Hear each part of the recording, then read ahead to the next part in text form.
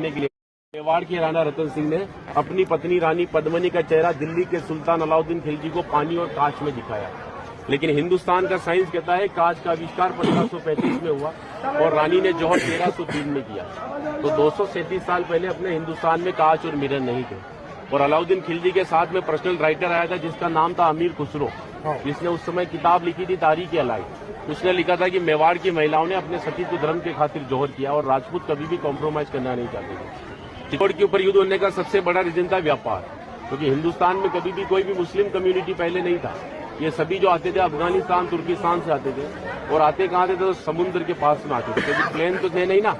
तो इधर नजदीक पड़ता है गुजरात और ये जाते थे दिल्ली, तो इधर पड़ता है दिल्ली, उनको क्रॉस करना पड़ता था ये मेवाड़।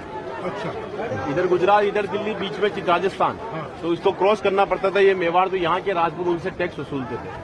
तो वो समय था 1299 का, जब अलाउद्दीन खिलजी पूरे हिंदुस्तान पर इस्लामी शासन चाहता था। गुजरात से जब दिल्ली की ओर रवाना हुआ तो यहाँ पर राणा रतन सिंह के पिता थे रावल समर सिंह।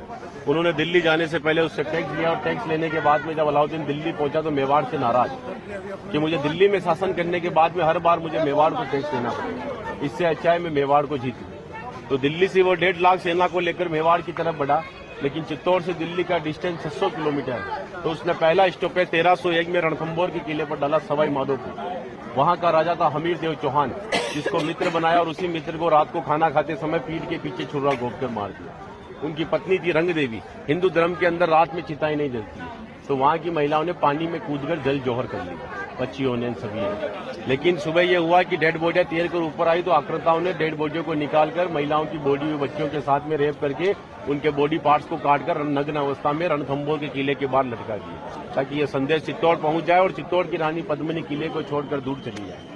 1303 में जब अलाउद्दीन चित्तौड़ पहुंचा तो किले के ऊपर आने के लिए उसको 7 गेट क्रॉस करना था, तो इम्पॉसिबल था। तो उसने 1.5 लाख सेना को किले के चारों तरफ फैलाया।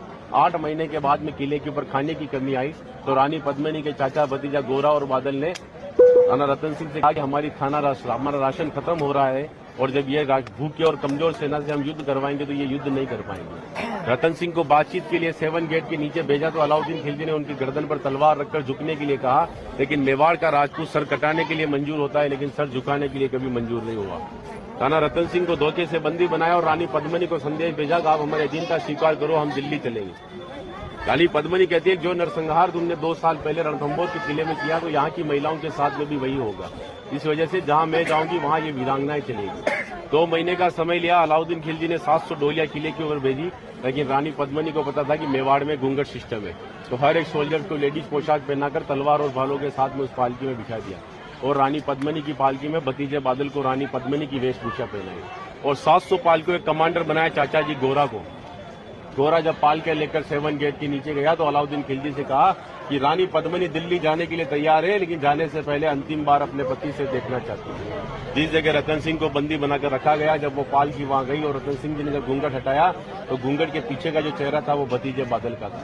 और बादल कहता है कि महाराज हम 20,000 है और ये 1.5 लाख है, एक राजा अगर नहीं रहेगा हमारे साथ में तो हमारी सेना का मनोबल कमजोर रहेगा। इसी वजह से राणा रतन सिंह को पालकी में बिठाकर किले के ऊपर भेजा। जब रतन सिंह जी किले के ऊपर आए तो किले के ऊपर आने के बाद में उनकी जय जयकार में हर हर महादेव और जय भवानी के नारों से किला गूंजने लगा। अकबर कहता है कि 8 महीने से तो किले से बच्चे की रोने की आवाज नहीं आई, लेकिन 700 पालकियां जब किले के नीचे आए तो किले से जय जयकार हुआ है, मतलब हमारे साथ में धोखा हुआ है। हर एक राजपूत कटने के पक्ष में था लेकिन झुकने के पक्ष में नहीं था। 20,000 राजपूत युद्ध में गया और अलाउद्दीन खिलजी की 1,25,000 सेना को मार दिया। बचे हुए दुश्मन जब किले के ऊपर आए तो महिलाओं ने अपने सतीत्व धर्म के खातिर हिंदुस्तान का सबसे पहला और बड़ा जौहर 16,000 महिलाओं के साथ में जिंदा आग में जलकर किया। यहाँ पर भी रानी पद्मिनी के महल में कांच लगाए गए थे। वो कांच लगाए थे पंडित जवाहरलाल नेहरू ने, क्योंकि एक पद्मावत पिक्चर के एक राइटर मलिक मोहम्मद जायसी की किताब को प्रमोट करने के लिए जवाहरलाल नेहरू जी ने उस किताब को आगे बढ़वा दिया, ये रानी को आईने में दिखाया। लेकिन हिंदुस्तान के इतिहास में कभी मेवाड़ गुलाम भी नहीं बना तो आईने में किसको दिखाया। और एक राजपूत अगर अपनी पत्नी का चेहरा हजारों को दिखाता फिर तो वो राजपूत कहलाने का हकदार भी नहीं। इसीलिए 2 घंटे अपन इस किले के ऊपर घूमे तो एक लाशों के ऊपर चल रहे होते, सब जगह लाश है। इसीलिए उन महिलाओं के सम्मान के लिए कहावत कहता हूँ कि गिरा जहां पर खून वहां पत्थर पत्थर जिंदा है और जिस्म नहीं है मगर नाम का अक्षर अक्षर जिंदा है। और जीवन की यह अमर कहानी अक्षर अक्षर गढ़ लेना और शौर्य कभी सो जाए तो महाराणा प्रताप और शिवाजी को पढ़ लेना।